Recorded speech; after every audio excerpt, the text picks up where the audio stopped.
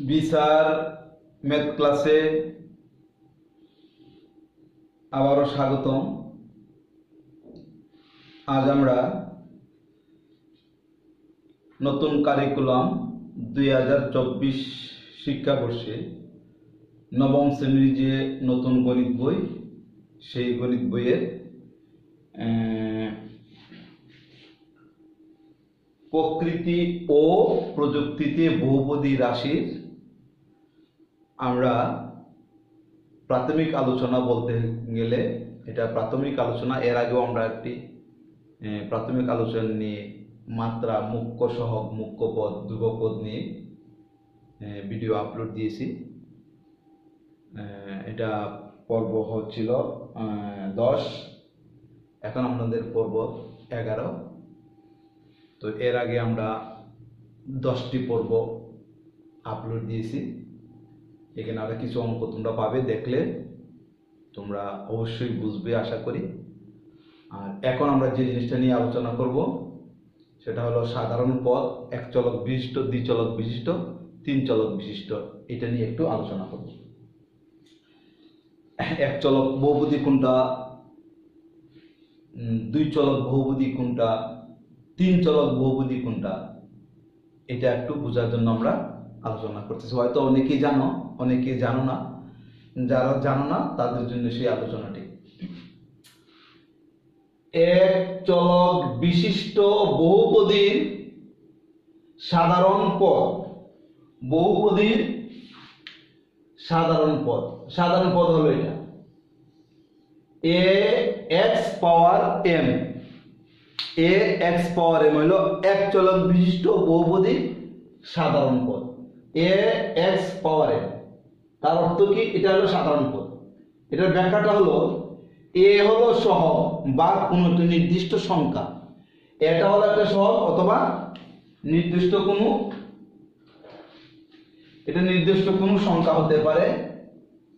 এটা নির্দিষ্ট কোনো সংখ্যা বা সহগ যেটাকে আমরা বলি, এটা হলো সহগ। আর এম হলো অঋণাত্মক পূর্ণ সংখ্যা, অর্থাৎ এটা পাওয়ার, কিন্তু পাওয়ারটা কখনো ঋণাত্মক হতে পারবে না, অঋণাত্মক। অঋণাত্মক হতে পারবে, এটা অঋণাত্মক সংখ্যা। অঋণাত্মক বলতে শূন্য থেকে আরম্ভ করে, শুধু ধনাত্মক হলে 1 2 3 4 5 6, আর অঋণাত্মক হলে শূন্য থেকে আরম্ভ করতে হবে।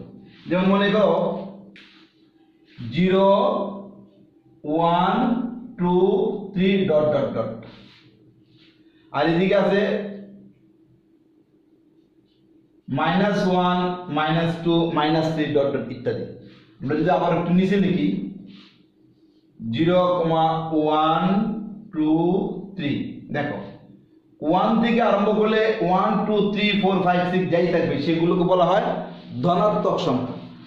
1 2 3 4 5 6 সেগুলো হলো কি? ধনাত্মক সংখ্যা। 1 2 3 4 5 6 সেগুলো হলো ধনাত্মক সংখ্যা। আর ঋণাত্মক সংখ্যা কোনগুলো? -1 -2 -3 ডট ডট ডট, -4 -4, এগুলো হলো ঋণাত্মক সংখ্যা, এগুলো হলো ধনাত্মক সংখ্যা। আর শূন্য সহ যদি বলি, এটাকে বলা হয়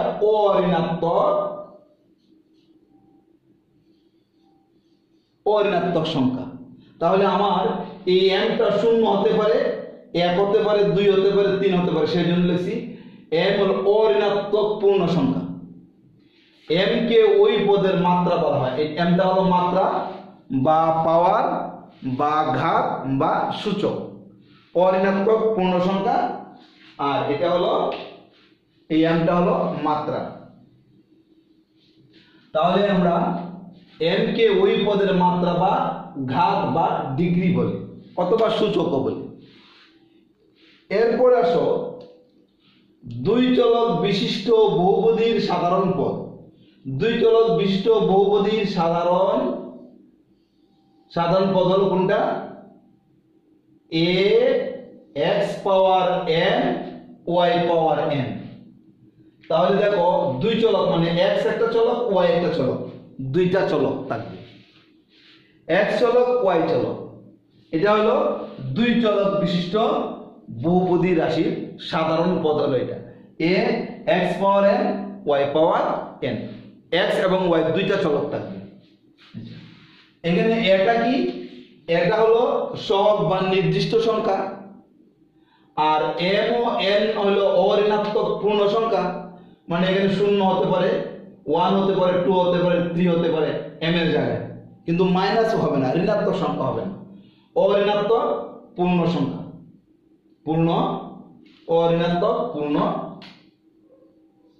সংখ্যা আর এম আর এন যোগ করলে যা হচ্ছে তা হবে ওই পদের মাত্রা মনে করো এম যদি হয় 2 ওয়াই যদি হয় 3 তাহলে 2 আর 3 যোগ করলে কত হবে 5 5 হবে ওই পদের মাত্রা তাহলে মনে করো বলছি m প্লাস n হচ্ছে ওই পদের মাত্রা মানে m যদি কোনো কারণে মনে করো 2 আর n যদি হয় 5 তাহলে মাত্রা হবে 2 প্লাস 5 ইকুয়াল 7 হবে মাত্রা যদি কিছুই না থাকে মনে করো এখানে x আর y হয় তাহলে x এর উপর পাওয়ার 1 y এর উপরে 1 দুইটা যোগ করলে 2 হবে মাত্রা এই দুইটা যোগ করলে সেজন্য লিখছি m প্লাস n হচ্ছে ওই পদের মাত্রা x দুই চলক বিশিষ্ট হলো x এর উপরে যে পাওয়ার থাকবে y এর উপরে যে পাওয়ার থাকবে দুইটা যোগ করলে যে মাত্রা পাবো সেটা হবে ওই পদের মাত্রা তাহলে দুই চলক বিশিষ্ট বোঝা গেছে এখন আমরা তিন চলক বিশিষ্ট লিখব এখন দেখো এক চলক বিশিষ্ট দুই চলক বিশিষ্ট আমরা আলোচনা করলাম এখন তিন চলক বিশিষ্ট তিন চলক বিশিষ্ট বহুপদী সাধারণ পদ হলো এটা a x power n y power n z power p a into x power n y power n z power p এটা হলো তিন চলক বিশিষ্ট সাধারণ পদ এটা হলো সাধারণ পদ এটা হলো ধ্রুবক পদ মানে ধ্রুব সংখ্যা আর এক্স ওয়াই জেড তিনটা হলো চলক সেই জন্য তিন চলক আর এমটা হলো ঘাত মানে পাওয়ার বা শক্তি যাই বলি না কেন এনটাও ঘাত পিটাও ঘাত তাহলে দেখো এ হলো নির্দিষ্ট সংখ্যা বা সহগ আর এম এন ও পি হচ্ছে অঋণাত্মক পূর্ণ সংখ্যা আমরা অঋণাত্মক পূর্ণ সংখ্যা বলছি কোনটা শূন্য থেকে আরম্ভ করে শূন্য মানে 0 1 2 3 4 5 6 7 সবগুলোই হলো অঋণাত্মক পূর্ণ সংখ্যা শূন্য সহ বললে অঋণাত্মক শুধু যদি আমরা 1 থেকে ধরি তাহলে সেটা হবে শুধু ধনাত্মক 1 2 3 4 5 6 এটা হলো ধনাত্মক সংখ্যা আর 0 1 2 3 যদি আমরা বলি তাহলে সেটা হবে অঋণাত্মক পূর্ণ সংখ্যা আর -1 2 3 হলে সেটা হলো ঋণাত্মক সংখ্যা তাহলে তোমরা ঋণাত্মক সংখ্যা ধনাত্মক সংখ্যা আর অঋণাত্মক সংখ্যা বুঝতে পারছো তারপর আবার একটু বলি -1 -2 -3 ডট ডট ডট ডট এদিকে এগুলো হলো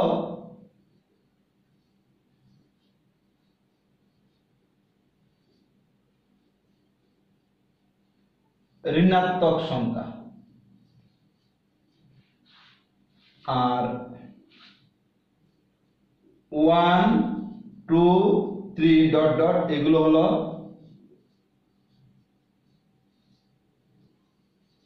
ধনাত্মক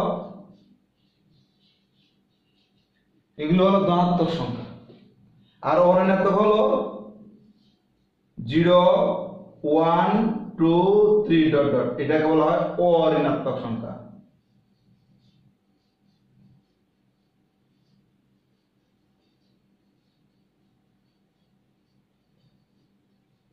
অঋণাত্মক সংখ্যা 0 1 2 3 এগুলো হলো মানে শূন্য সহ যখন বলবে তখনই হবে অঋণাত্মক আর শূন্য বাদ দিলেই সেটা হয়ে যাবে ধনাত্মক সংখ্যা তাহলে ঋণাত্মক ধনাত্মক আর অঋণাত্মক সম্বন্ধে তোমরা বুঝতে পারছো তাহলে আমরা কি লিখলাম এ হলো নির্দিষ্ট সংখ্যা মানে সহ এম এন পি এই তিনটা হলো এই তিনটা হলো অঋণাত্মক পূর্ণ সংখ্যা, আর এই তিনটা যোগ করলে যেটা হবে এটাই হবে ওই তিন চলক বিশিষ্ট পদের, মানে ওই পদের মাত্রা, তিন চলক বিশিষ্ট মাত্রা। তাহলে x এর মাত্রা যোগ y এর মাত্রা যোগ z এর মাত্রা, তিনটা মাত্রা যোগ করলে যা হবে এটা হবে ওই পদের মাত্রা। এক্সাম্পল যদি আমরা সংখ্যাটা এরকম ধরি, মনে করো 2x to the power 4 y cube, মনে করো z স্কয়ার, এরকম আমরা পাইলাম এক্সাম্পল দিলাম। তাহলে এই পদটার মাত্রা কি হবে 4 প্লাস 3 প্লাস 2, তাহলে 4 3 7 8 9, তাহলে এই পদের মাত্রাটা হবে 9, এই পদের মাত্রা হবে 9। তাহলে আশা করি তোমরা এক চলক বিশিষ্ট সাধারণ পদ, দুই চলক বিশিষ্ট সাধারণ পদ, তিন চলক বিশিষ্ট সাধারণ পদ বুঝতে পারছো। আজকের মতো এখানে, অন্য কোনো দিন আমরা অন্য কোনো অঙ্ক নিয়ে তোমাদের সামনে হাজির হব। সেই পর্যন্ত তোমরা সুস্থ এবং ভালো থাকো।